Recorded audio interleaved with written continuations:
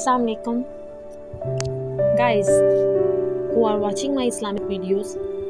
I request all of you to subscribe my channel and give your support.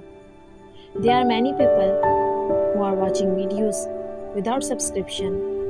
I especially request them to subscribe my channel and like my videos. Assalamu alaikum.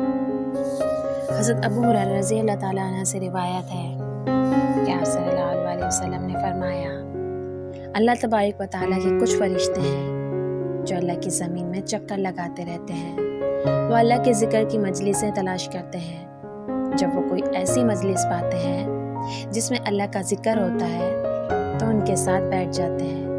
وہ ایک دوسرے کو اپنے پروں سے اس طرح ڈھانپ لیتے ہیں کہ اپنے اور دنیا کے آسمان کے درمیان کی وسعت کو بھر دیتے ہیں۔ جب لوگ منتشر ہو جاتے ہیں تو یہ فرشتے بھی اوپر کی طرف جاتے ہیں اور آسمان پر چلے جاتے ہیں۔ تو اللہ تعالیٰ ان سے پوچھتا ہے، حالانکہ وہ ان کے بارے میں سب سے زیادہ جاننے والا ہے، تم کہاں سے آئے ہو؟ کہتے ہیں، ہم زمین میں تیرے بندوں کی طرف سے ہو کر آئے ہیں جو تیری پاکیزگی بیان کر رہے ہیں، تیری بڑائی بیان کر رہے تھے اور صرف تیرے ہی معبود ہونے کا اقرار کر رہے تھے اور تیری حمد و ثنا کر رہے تھے اور تجھی سے مانگ رہے تھے۔ فرمایا، وہ مجھ سے کیا مانگ رہے تھے؟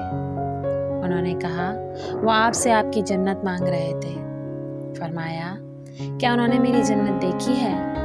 انہوں نے کہا، پروردگار نہیں۔ فرمایا، اگر انہوں نے میری جنت دیکھی ہوتی کیا ہوتا؟